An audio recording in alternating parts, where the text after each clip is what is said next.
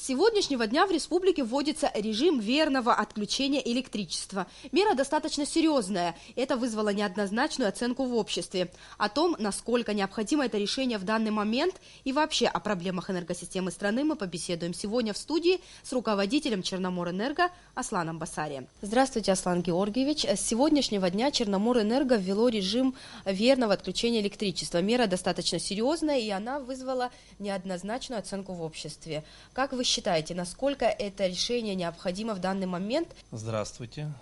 Спасибо за вопрос. На самом деле, если бы эта мера была бы не необходимой, поверьте нам, энергетикам, что к таким мерам мы бы ни в коем случае не пришли бы. Но, как вам известно, еще с лета 2015 года мы озвучивали проблему того, что в западной части Грузии была засуха, беспрецедентная засуха, в связи с чем уровень воды в водохранилище, Чварском водохранилище, где, собственно говоря, расположена плотина на территории Грузии, он падает.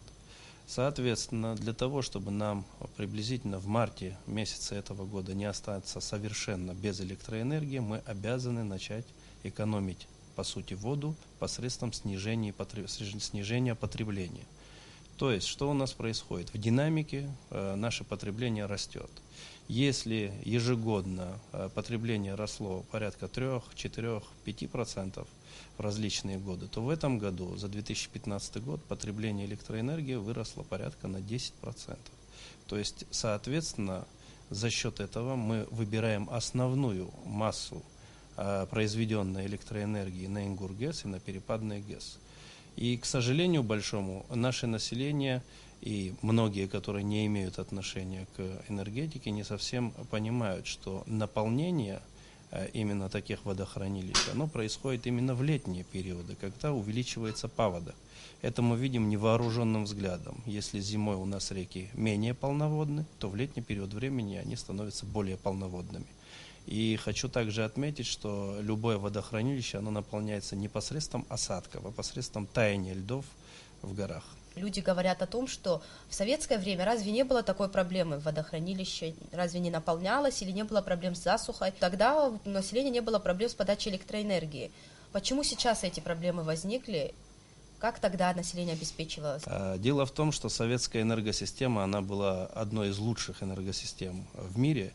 И мы всегда запитывались не только со стороны таких объектов, как Ингургэс, но это была система, которая была взаимосвязана. В том числе у нас на территории Абхазии есть линия ЛЭП-Кавкасиони, ЛЭП-500, которая связывала энергосистемы всех советских регионов, близлежащих.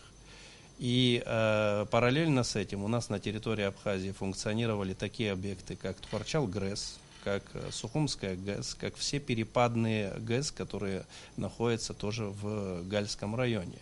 И в основном именно гидроэлектростанции, если говорить о них, то их в той или иной степени включали, либо использовали именно их мощность в летние периоды, либо при наступлении тех или иных аварийных ситуаций для того, чтобы увеличивать реактивную мощность, есть такое понимание, для того, чтобы функционировали зачастую промышленные объекты. Вот за небольшой промежуток времени, за несколько месяцев произошли несколько серьезных аварий.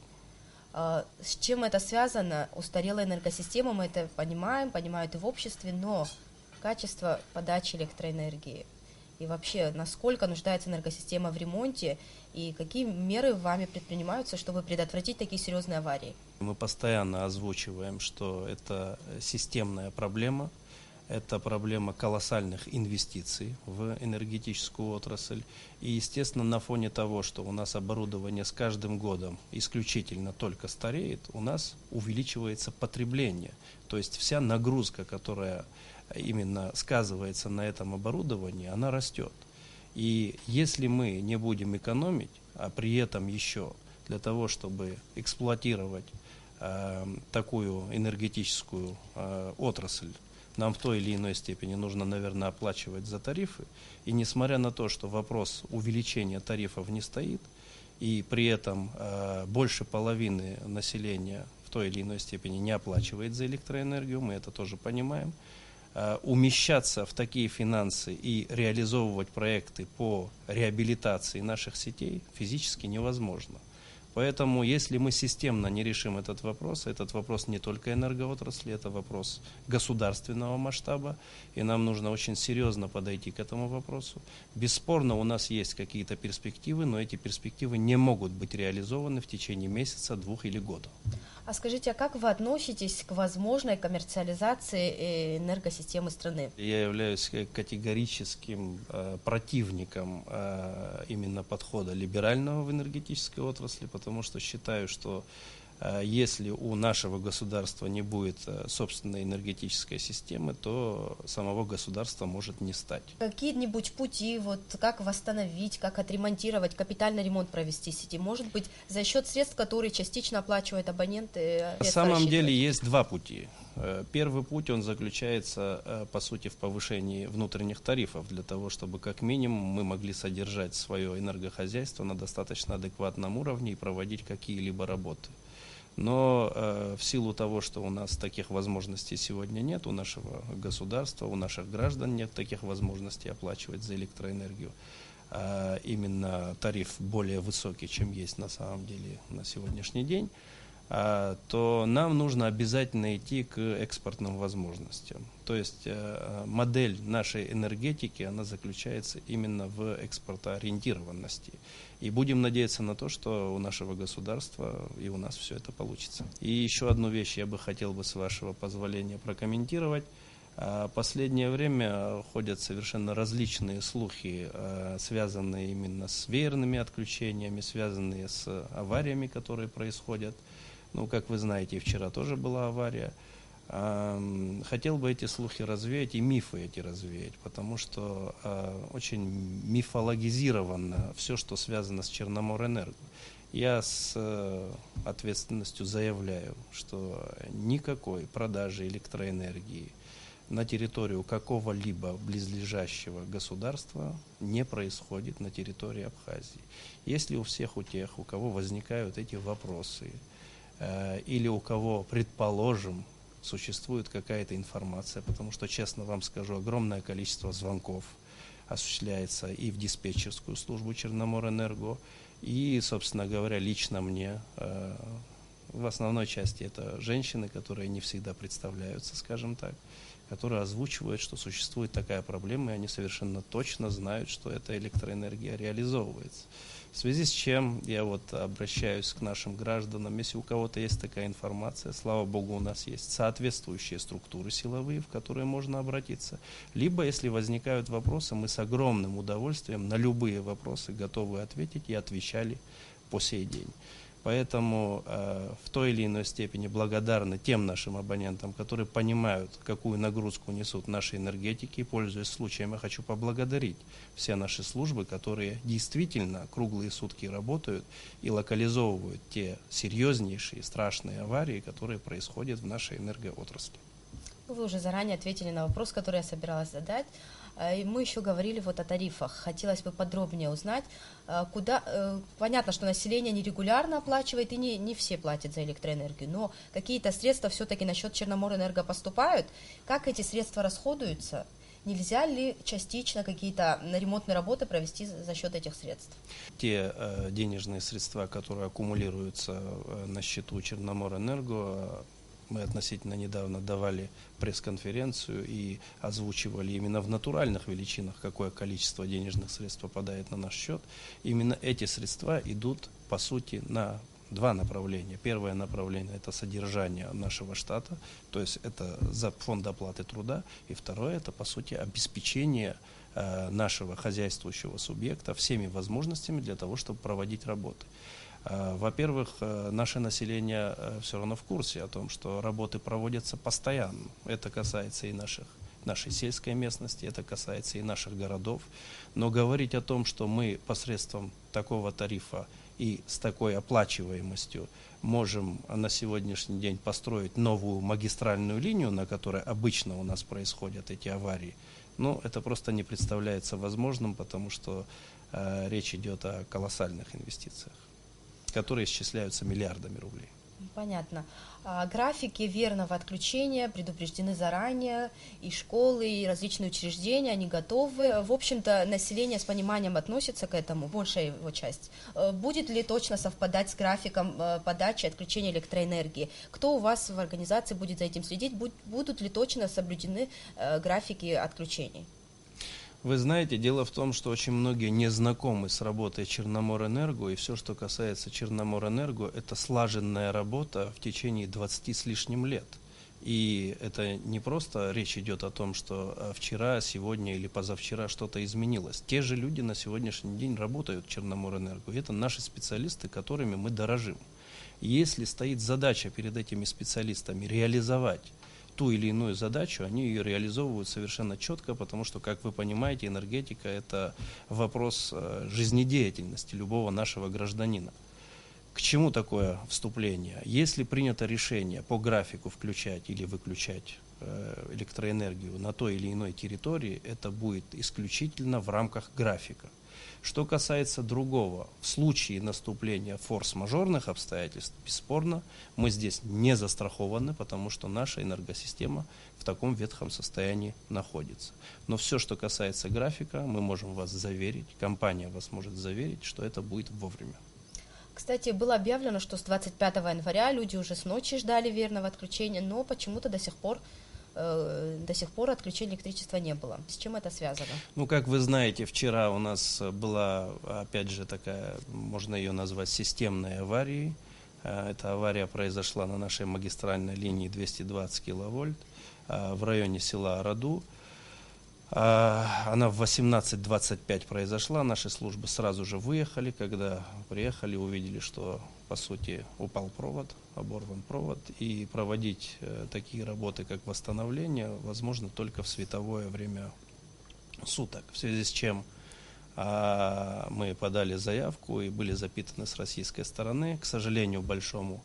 Российская сторона не смогла обеспечить все наши нужды. Если мы нуждались приблизительно в 250 мегаваттах электроэнергии, то нам дали порядка 190. И в связи с чем у нас, опять же, был введен веер, и после такой аварии, после лишений электроэнергии нашего населения, мы все-таки приняли решение именно 25 числа не начинать этот веер.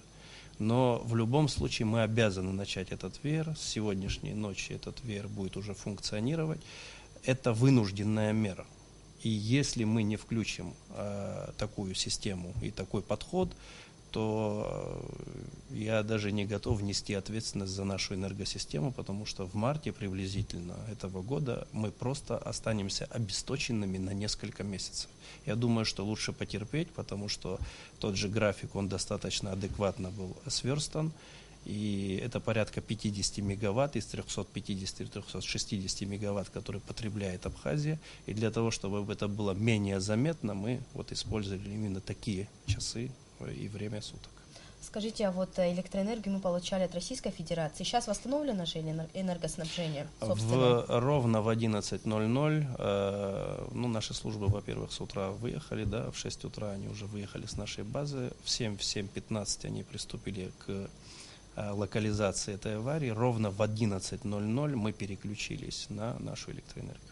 Черноморэнерго – это серьезная организация, от которой зависит все, что происходит в республике, работа социально значимых объектов и так далее. Как обстановка с кадрами в организации, как вы решаете проблему эту? Кадровая проблема, она стоит всегда, везде и во всем на территории Республики Абхазия. Но, тем не менее, я уже об этом ранее говорил, посредством инициативы Черноморэнерго заключен рамочное соглашение между Московским энергетическим институтом и Абхазским государственным университетом на предмет обучения наших студентов, бесплатное обучение наших студентов в таком авторитетном вузе. Параллельно с этим мы с Министерством образования прорабатываем вопрос через Россотрудничество по решению и получению лимитов Республикой Абхазии в авторитетные вузы Российской Федерации. Мы подали заявку на 4 вуза. Параллельно с этим мы постоянно обучаем и повышаем квалификацию нашего персонала, в том числе и в такой тесной увязке с Московским энергетическим институтом, с Югом России, с различными структурами, как практического характера, так и теоретического. И, естественно, без инвестиций в образование, в кадровый потенциал никакого энергетического будущего в Абхазии не будет. Когда можно будет говорить о том, что проблема снята? Летом у нас не должно быть проблем с подачей электроэнергии? Вы знаете, что касается именно воды в водохранилище, мы считаем, что в худшем случае этот вопрос будет снят 15 апреля. Но 15 апреля это, скажем так, верхний лаг. Дело в том, что если до этого водохранилище наполнится в силу тех или иных, причин, связанных с погодными условиями и так далее, то мы, конечно, веер остановим в разы раньше. Но чем позже мы включим веер, тем большее количество людей и территорий нам нужно будет ограничивать. И в том числе и по часам тоже. В связи с чем мы сейчас начали это ограничение для того, чтобы насколько возможно, менее безболезненно это прошли. То есть, чтобы все понимали, мы тоже в это время остаемся без электроэнергии, потому что почему-то считается, что энергетики, у них чуть ли не отдельные какие-то линии. Мы такие же граждане, как все, и мы тоже в той или иной степени обязаны соблюдать энергетические законы. Проблема существует не только вообще с подачей электроэнергии, но и с качеством ее. Не всегда, даже когда электричество есть, оно соответствует требованиям. Электроприборы не работают при таком напряжении.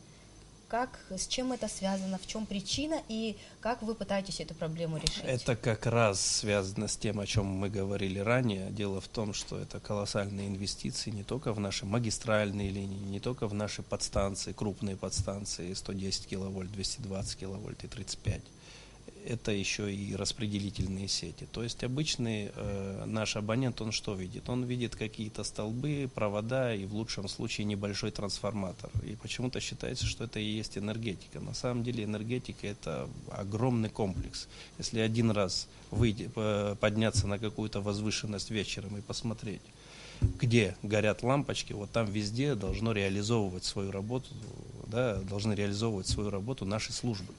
И поэтому в силу ветхости и в силу дефицита финансовых средств мы не можем единожды сразу решить этот вопрос.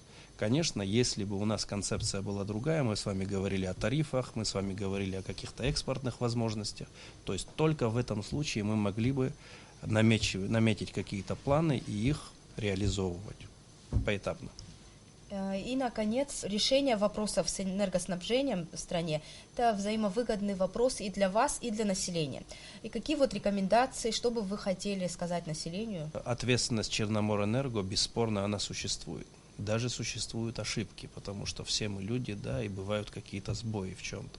Но, тем не менее, ответственность, она, наверное, обоюдная. Есть еще и ответственность абонента. Зачастую, к сожалению большому, нам задают вопросы или люди остаются чем-то недовольными, именно те, которые не оплачивают за электроэнергию. И из-за них, по сути, страдают люди, у которых все в порядке в плане дисциплины платежей. Поэтому мы очень просим хотя бы этот мизерный тариф, который существует у нас на территории Абхазии, самый низкий в мире, оплачивать вовремя, потому что требовать мы можем все. Бесплатно ничего не бывает. К сожалению или к счастью, это так. Поэтому, если мы хотим в той или иной степени улучшать качество поставляемой электроэнергии, за эту электроэнергию нужен кто-то заплатить. За этот провод, за эту опору, за этот трансформатор и за зарплату того человека, который это реализовывает. Это все взаимосвязано. Поэтому очень хочется, чтобы наши абоненты это понимали.